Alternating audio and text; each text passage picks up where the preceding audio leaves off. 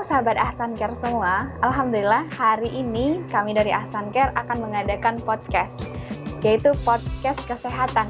Hari ini kita akan bahas mengenai tips and triknya Ramadan yang sehat itu bagaimana sih gitu ya.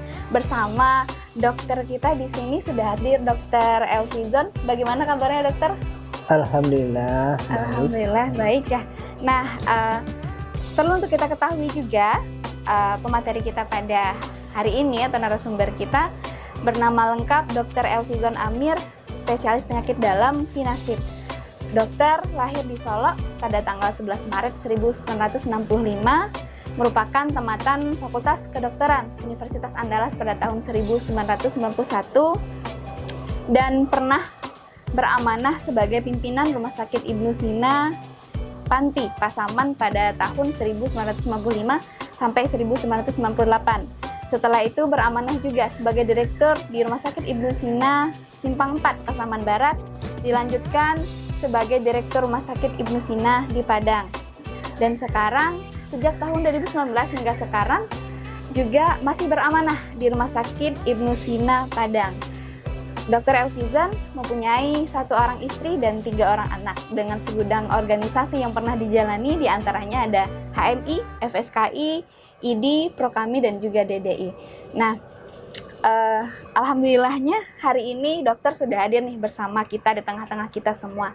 Bentar lagi berhubung Ramadan ya dok ya, tinggal beberapa hari lagi.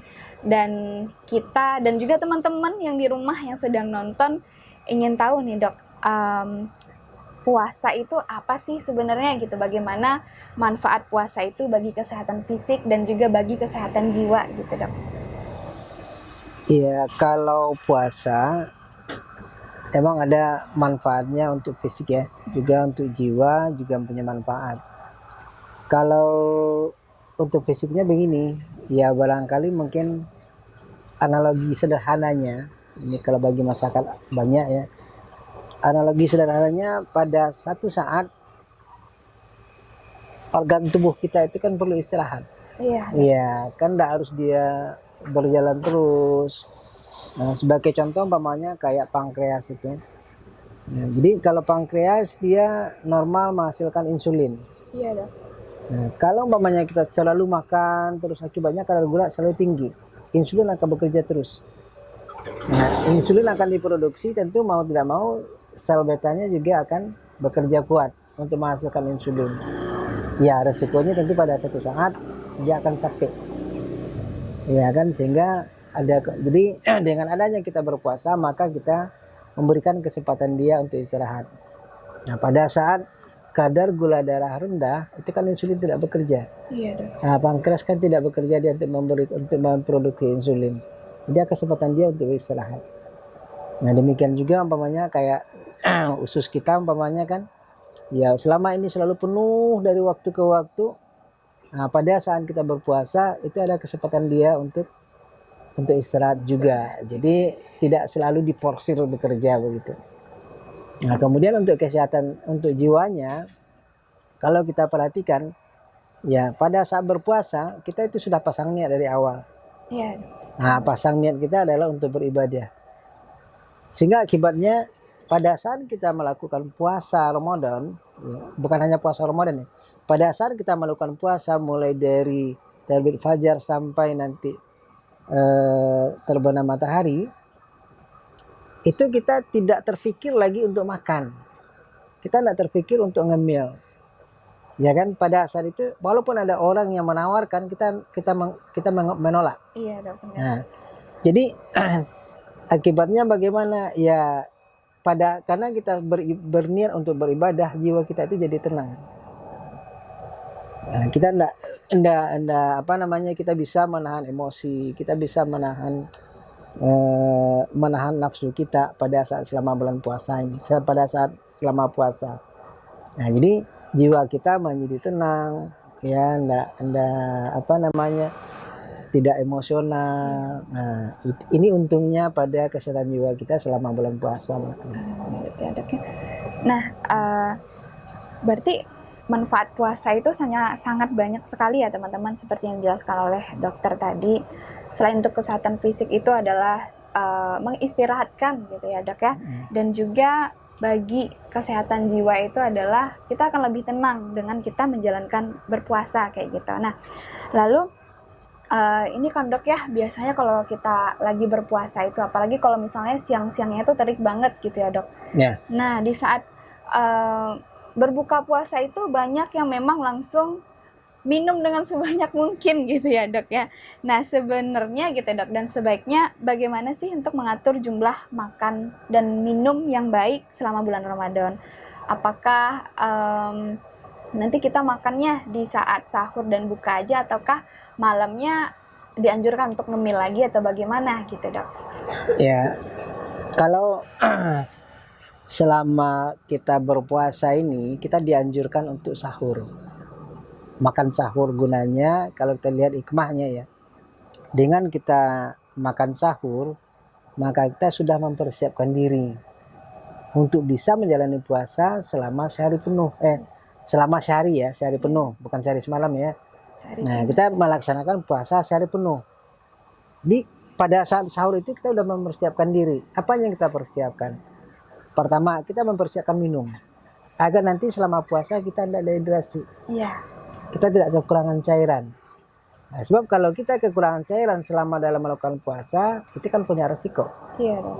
Nah, ya kan, resiko pada ginjal macam-macamnya. Nah, kemudian pada saat puasa, karena kita sudah sahur, maka kita punya kalori yang cukup. Jadi akibatnya kita tidak terganggu dalam beraktivitas. Kita tidak letih, kita tidak capek. Kenapa? Karena kita sudah siapkan kalori pada saat kita makan di saat sahur tadi. Nah, saat sahur kita makan, kita siapkan kalorinya. Nah, sehingga selama kita menjalani puasa dalam hari itu kita tidak capek, kita tidak letih. Nah, kemudian juga kebutuhan-kebutuhan yang lain selama dalam bulan puasa ini, walaupun kita tidak makan siang, tapi kita tetap kebutuhan fisik kita itu harus kita penuhi. Kebutuhannya bukan hanya kalori, tapi juga cairan, juga proteinnya, juga vitaminnya, juga mineralnya, dan semua kebutuhan-kebutuhan yang disebut dengan menu berimbang itu tetap kita perhatikan.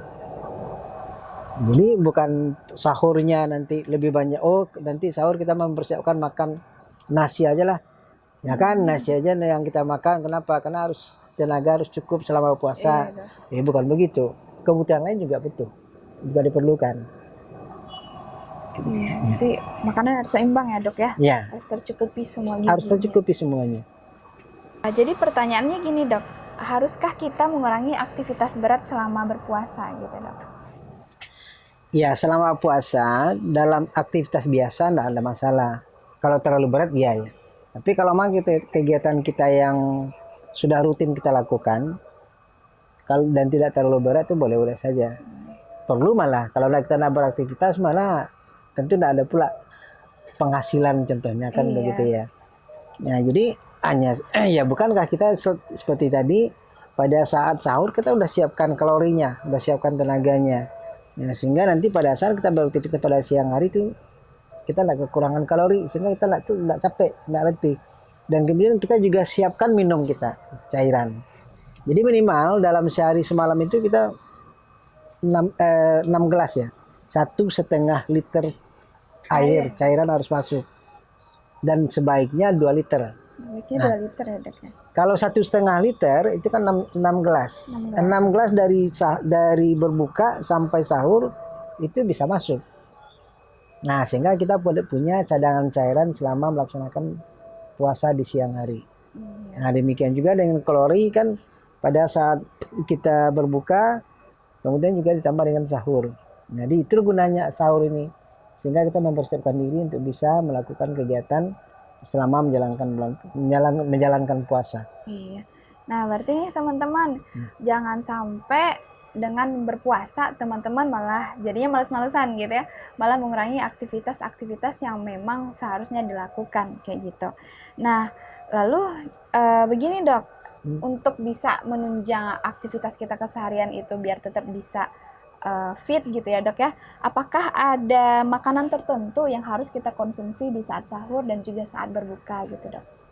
Iya, kalau yang pertama ini dulu, menunya itu yang berimbang, itu yang pertama dulu ya. Menu yang berimbang. Jadi kita cukup kalorinya, cukup proteinnya, cukup vitamin, cukup mineral, dan juga cukup lemaknya.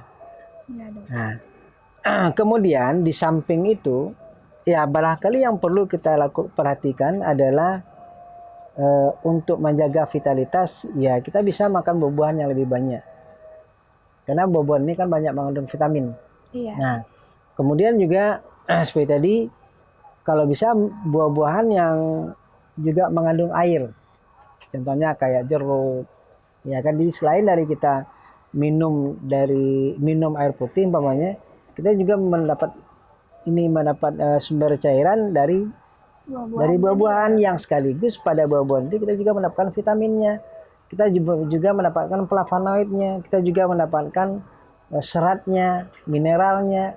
Nah, jadi dalam satu buah itu kan kita bisa mendapatkan banyak gizi yang kita dapatkan. Nah, kemudian juga yang penting adalah sering ya kita lihat di tengah masyarakat, pada saat bulan puasa mereka lupa makan sayur. Nah, kebanyakan mereka makan apa namanya ya, makan lauk, makan Daging, ikan, gitu makan ya. daging ya, tapi lupa mereka makan sayur. Padahal sayur ini penting, terutama untuk saluran cerna kita. Karena dengan sayur itu ada selulosa, ada seratnya, ini akan membantu saluran cerna kita untuk bekerja.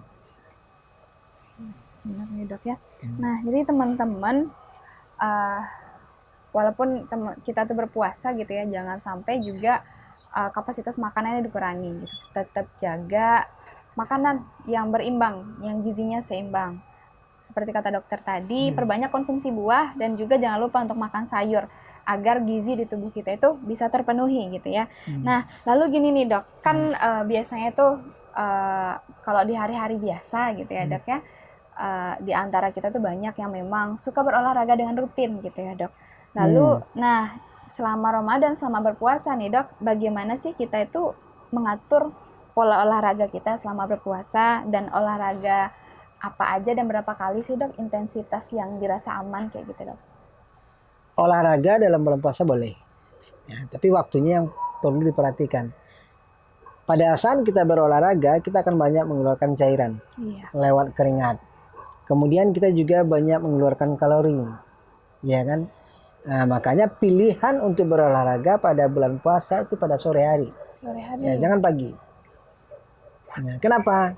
Nah, kalau sore hari kita melakukan olahraga, setelah kita melakukan olahraga, cairan kita banyak keluar, maka tubuh mulai kekurangan cairan.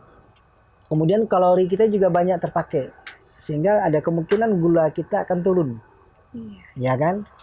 Dan tidak berapa lama setelah kita olahraga, kita akan dapat penggantinya.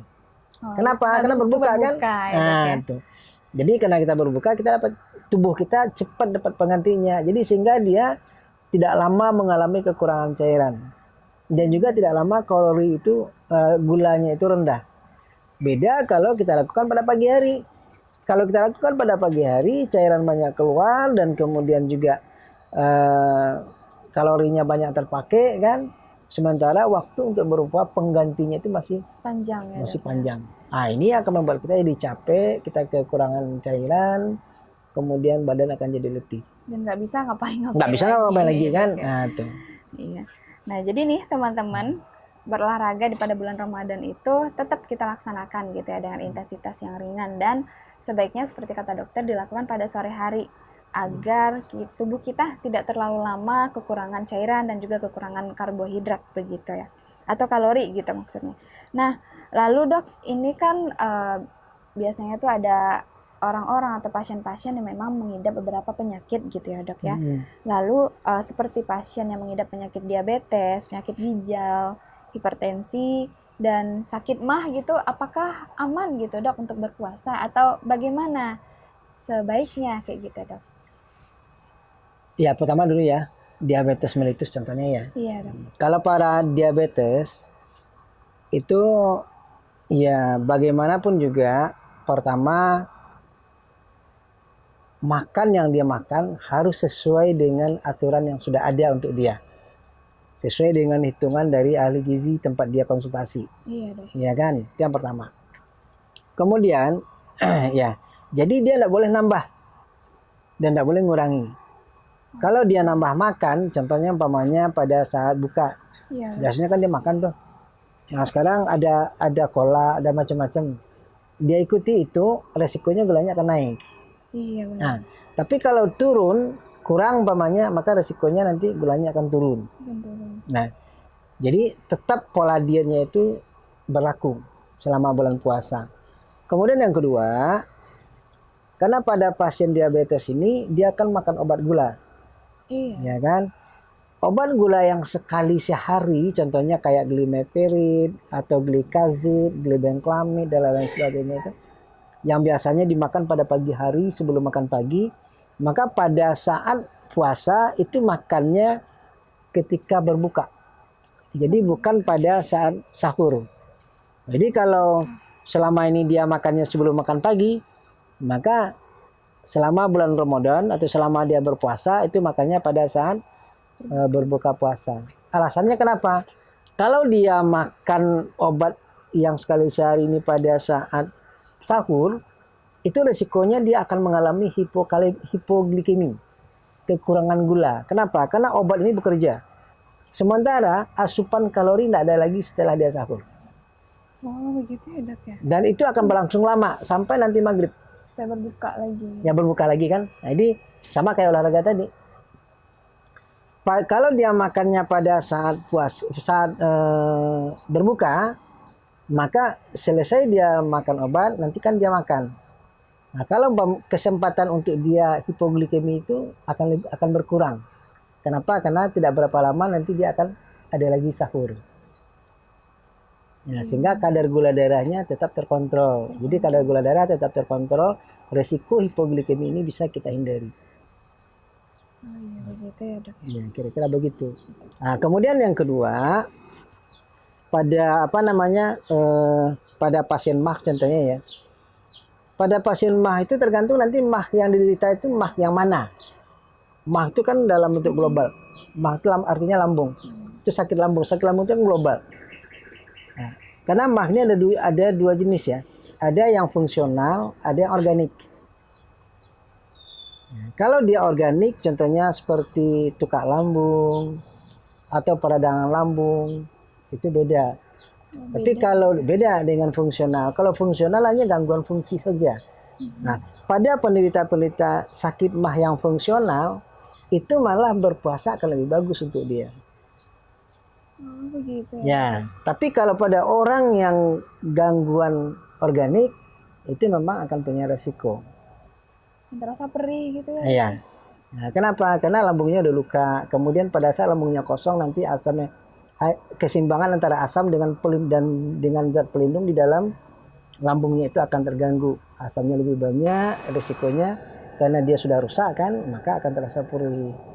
Akan punya resiko dia. Tapi kalau dia gangguan fungsional, kenapa dia bisa jadi sembuh? Nah, fungsional ini kebanyakan kena psikosomatis, kena pikiran, karena stresnya. Makanya gangguan fungsional ini kalau kita perhatikan itu banyak pada mahasiswa yang mau ujian terutama nih, ya kan. Nah kemudian pada orang-orang yang eksekutif muda, yang lagi naik daun, ya kan, yang lagi ngejar karir, kemudian lupa semuanya, termasuk lupa makan, lupa macam-macam, dan stresnya tinggi, sementara makannya lupa, ininya lupa, semuanya, sehingga nanti dia akan terjadi sakit MAH-nya.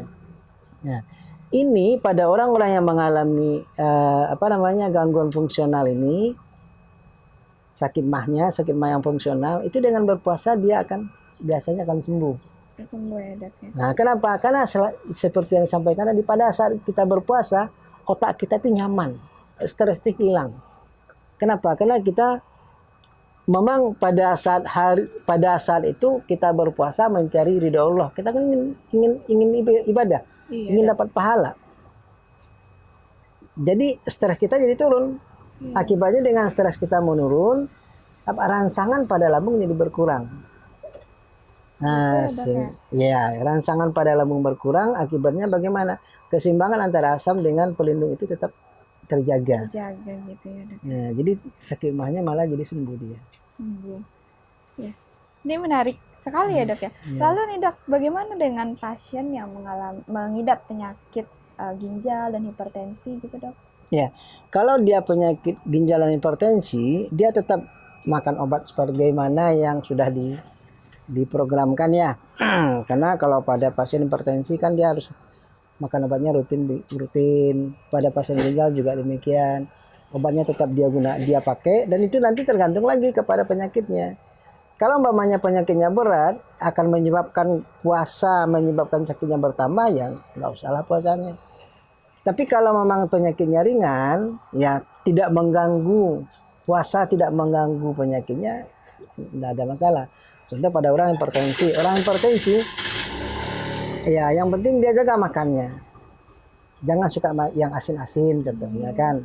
Kemudian tetap banyak makan sayur, makan buah. Hindari makan makanan yang akan merusak pembuluh darah, contohnya kayak jeroan, seafood, kuning telur, atau santan yang dimasak berulang, yang dihangatkan ya contohnya ya. Atau barangkali mungkin seperti minyak yang dipakai ulang, itu tetap dihindari. Nah, insya Allah dia aman. Jadi tetap obatnya dikonsumsi, kemudian pola makannya tidak dirubah, insya Allah dia akan aman. Berarti sebenarnya itu aman berpuasa jika kita tetap menjaga pola makan, menjaga obat yang sudah diberikan sesuai dengan dosis dan waktunya gitu ya, Dok. Iya. Nah, lalu nih, Dok, apakah ada penyakit atau kondisi kesehatan tertentu gitu, Dok, yang secara medis dianjurkan untuk tidak melakukan puasa gitu, Dok? Ya ada contohnya kayak tadi. Contohnya banyak kayak orang yang dengan sakit mah gangguan organik ya, Dok ya. Ya kalau dia ada tukak lambung, ya kita anjurkan untuk tidak berpuasa dulu sampai nanti dia sembuh. Karena kalau dia tukak lambung itu resikonya gangguan asamnya akan menyebabkan tukaknya makin parah. Contohnya begitu ya. Nah, kemudian juga pada penyakit itulah contohnya yang tidak dianjurkan. Kemudian juga pada pasien-pasien gagal ginjal bisa saja, karena kondisinya yang tidak memungkinkan untuk melakukan puasa, ya dianjurkan untuk tidak puasa. Gitu ya, Dok ya. Nah, jadi ternyata ada beberapa kondisi tertentu terhadap orang-orang yang mengidap penyakit tertentu yang memang dianjurkan untuk tidak berpuasa dulu sampai sembuh dulu gitu ya, Dok ya. Nah, ini mungkin terakhir mungkin ya, Dok, barangkali dari dokter ada pesan, tips and tricks gitu, nasihat agar nanti kita berpuasa itu tetap fit, tetap bisa melaksanakan aktivitas dengan optimal kayak gitu, Dok, dan tetap bisa menjalani puasa ini dengan happy tanpa malas-malasan gitu, Dok. Ya, kalau kita berpuasa, yang pertama kita niatkan untuk ibadah. Ya, kalau kita berniat ibadah, insya Allah hati kita akan nyaman, tenang, karena kita melaksanakannya dengan tujuan ibadah, bukan karena yang lain-lain. Kemudian yang kedua, pola makan tetap kita jaga dengan menu berimbang, gizi dengan menu gizi berimbang. Nah, gunanya apa? Karena kebutuhan tubuh kita akan tetap terpenuhi dengan pola gizi ini. Jadi cukup kalorinya, cukup karbohidratnya, cukup lemaknya, kemudian juga cukup proteinnya, vitaminnya, mineralnya, juga cukup seratnya. Jadi kalau dia dengan menu berimbang, insya Allah nanti badan kita akan tetap fit. Kalau umpamanya ingin memakan suplemen sih boleh-boleh saja, sebagai untuk menambah vitalitas bagi seseorang kan boleh, tidak ada masalah selagi tidak ada kontraindikasi pada tubuhnya. Nah, contohnya kan kemudian ya olahraga boleh dilakukan, tapi cuma diingat jangan olahraga terlalu berat. Karena kalau terlalu berat kita melakukan olahraga, dehidrasi akan terjadi. Apalagi ya dehidrasi akan terjadi. Dan kemudian olahraga baiknya dilakukan pada sore hari. Jangan dilakukan pada pagi hari. Kalau sore hari maka dia kekurangan cairan atau kekurangan kalori pun akan bisa cepat terpenuhi kembali karena waktu berbuka dekat. Nah, dan kemudian juga yang perlu diperhatikan adalah makan obat. Jadi kalau bagi orang-orang yang sakit seperti penderita diabetes, ya obat yang sekali sehari baiknya dimakan pada saat berbuka, bukan pada saat sahur. Dan kemudian pada penyakit-penyakit yang lainnya tetap makan obat. Kalau yang sekali sehari ya tetap sesuai dengan apa yang dianjurkan oleh dokternya. Iya. Kecuali yang diabetes yang tadi kan yang harus dirubah pola waktu makan obatnya. Iya, Itu gitu. barangkali mungkin. Terima kasih. Ya, Masya Allah banget ya teman-teman semua. Itulah tips and trik Ramadan, selama Ramadan, berpuasa di bulan Ramadan yang udah disampaikan oleh Dokter Elvizon gitu ya. Nah, teman-teman yang lagi nonton barangkali ya gitu ya, bentar lagi kita akan melaksanakan puasa Ramadan. Tetap yang pertama kali seperti yang disampaikan oleh dokter, jaga dulu niatnya gitu ya, perbarui dulu niatnya melaksanakan puasa Ramadan ini untuk beribadah kepada Allah, untuk dapat ridho Allah, cari ridho Allah kayak gitu ya. Maka kalau kita udah niatnya dengan benar, kita akan mempersiapkan segala sesuatunya dengan benar juga gitu. Contohnya seperti setelah itu nanti kita akan menyiapkan gizi yang seimbang, gizi yang baik gitu ya. Tetap makan sayur dan buah gitu. Terus bagi yang memang sedang Allah uji dengan penyakit gitu ya, tetap pola makannya dijaga, pola obatnya juga dijaga kayak gitu. Dan yang bagi berolahraga, tetaplah berolahraga, tapi lakukan yang intensitasnya yang ringan-ringan saja. Sebaiknya dilakukan pada sore hari kayak gitu. Dan mungkin cukup sekian podcast kita bersama Dr. Elvizon hari ini. Banyak banget ilmu yang kita dapetin nih dok buat teman-teman di rumah juga. Ya mudah-mudahan gitu ya. bermanfaat ya. Iya, semoga bermanfaat bagi kita semua. Selamat menyambut Ramadan semuanya. Semoga Ramadan kali ini adalah, dan memang harusnya kita mentekadkan diri gitu ya, untuk menjadikan Ramadan ini adalah Ramadan terbaik kita gitu. Jadikan Ramadan yang terbaik yang pernah ada gitu selama kita melaksanakan Ramadan gitu ya. Semoga Allah mampukan kita dan mudahkan kita. Semoga Allah sampaikan juga kita nanti untuk bisa melaksanakan bulan Ramadan, untuk bisa mendapatkan ampunan Allah, untuk bisa mendapatkan Lailatul Qadarnya Allah kayak gitu. Nah, cukup sekian podcast kami kali ini. Mohon maaf bila ada kata-kata yang kurang berkenan, dan kami sudahi dengan wabillahi taufiq wal hidayah. Assalamualaikum warahmatullahi wabarakatuh.